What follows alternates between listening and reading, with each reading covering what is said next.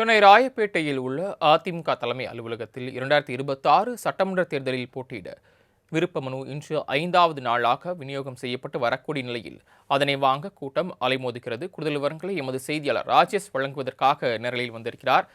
ராஜேஷ், தற்போது இன்று 5வது நாளாக அதிமுக தலைமை அலுவலகத்தில் விருப்ப மனு வாங்கப்படுகிறது. தற்போது வரை எத்தனை விருப்ப மனுக்கள் வந்திருக்கிறது? இன்று யாரெல்லாம் கொடுக்க இருக்கிறார்கள்? இதில் நட்சத்திர வேட்பாளர்கள் யார் யார், எந்த தொகுதியில் அவங்க போட்டியிட விருப்பம் தெரிவிச்சிருக்காங்க? விவரங்கள் என்ன, சொல்லுங்க.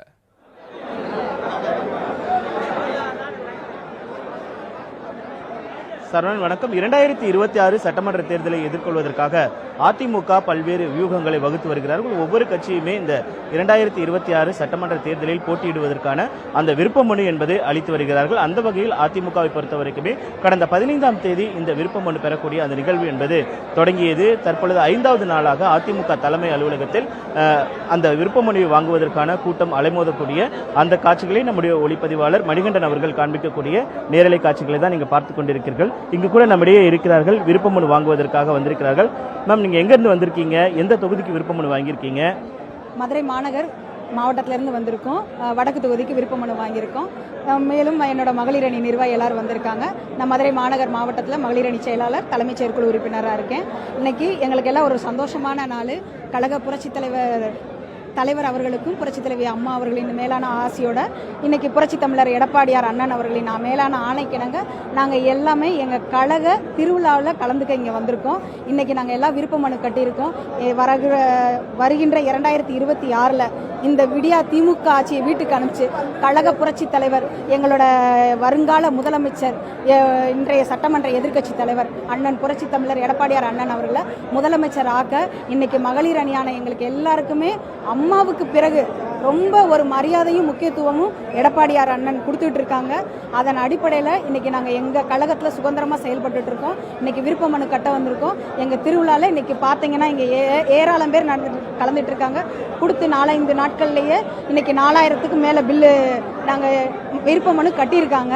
இன்னும் 23ஆம் தேதி வரைக்கும் எங்களுக்கு இருக்குது. இன்னும் பல லட்சக்கணக்கான பேர் வந்து கழகத்தில் தங்களை உறுப்பினராகவும் சேர்த்துக்குவாங்க, விருப்ப மனுவும் கட்ட வருவாங்க.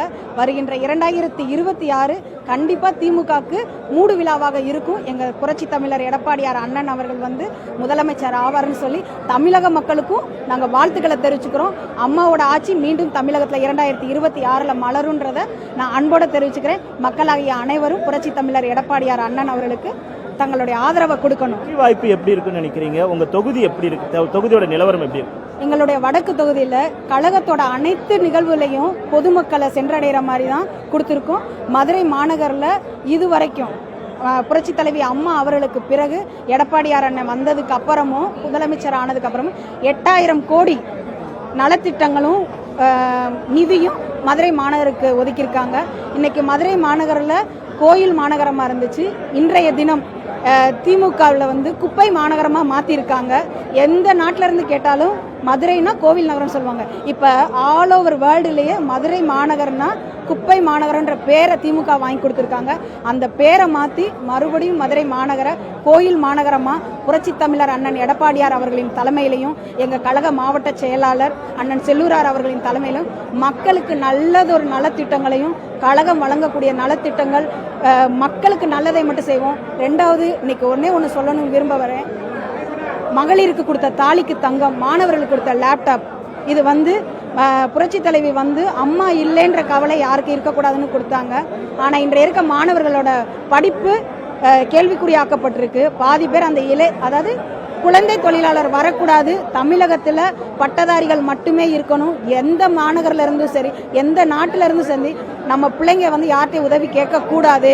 படித்த பட்டதாரிகள் நிறைந்த தமிழ்நாடு வந்து தலை நிமிர்ந்து நிற்கணும்னு கொண்டு வந்த திட்டங்கள் அனைத்தையும் இந்த திமுக ஆட்சி முடிவு கட்டிட்டாங்க. குழந்தைங்களுக்கு கொடுக்கறது இல்லை. இதெல்லாம் மலர்னா எங்கள் அண்ணன் எடப்பாடியார் வரணும். கண்டிப்பாக வருவாங்க. தமிழக மக்கள் அனைவருமே அண்ணனுக்கு சப்போர்ட்டாக இருந்து ரெட்டலைக்கு ஓட்டு போடணும்னு கேட்டு வாய்ப்புக்கு ரொம்ப நன்றி கூறி விடைபெறுகிறேன். சரவணன், நீங்க கேட்டிருப்பீங்க, இங்க இருக்கக்கூடிய தொண்டர்கள் அவர்கள் உற்சாகமாக பேசக்கூடிய அந்த நிகழ்வை நம்மால் பார்க்க முடிகிறது. இன்றைய தினத்தை பொறுத்த வரைக்குமே முக்கியமாக மார்கழியில் வரக்கூடிய இந்த அமாவாசை நிகழ்வு என்பது மிகவும் முக்கியமான ஒன்றாக பார்க்கப்படுகிறது. பொதுவாகவே அதிமுகவை பொறுத்த வரைக்குமே அது மேடம் ஜெயலலிதா அவர்கள் இருந்த காலத்திலிருந்தே இந்த அமாவாசை நாள் என்பது அதிமுகவினருக்கு ஒரு முக்கியமான ஒரு நாளாக பார்க்கப்படும் என்றால் வேட்பாளர் பட்டியல் தொடங்கி அந்த முக்கியமான நிகழ்வுகள் அதிமுகவை பொறுத்த வரைக்கும் அமாவாசையில் தான் அந்த மாதிரி தொடங்குவார்கள். அந்தபடி இன்றைக்கு பார்க்கும் பொழுது மிக முக்கியமான ஒரு நாளாக பார்க்கப்பட்டு இன்றைக்கு அதிமுகவினுடைய தலைமை அலுவலகத்தில் கூட்டம் அலைமோதக்கூடிய அந்த காட்சிகளை நம்மால் பார்க்க முடிகிறது. சரவணன். சென்னை ராயப்பேட்டையில் உள்ள அதிமுக தலைமை அலுவலகத்தில் இன்று 5வது நாளாக விருப்பமனு விநியோகம் நடைபெற்று வருகிறது. இது குறித்த விவரங்களையும் அதே நேரத்தில் இது குறித்து அங்கு இருப்பவர்கள் என்ன சொல்கிறார்கள் என்பது குறித்த கூடுதல் விவரங்களையும் விரிவாக நேரலையில் வந்து பிரத்யேக காட்சியுடன் வழங்கியமைக்கு நன்றி ராஜேஷ்.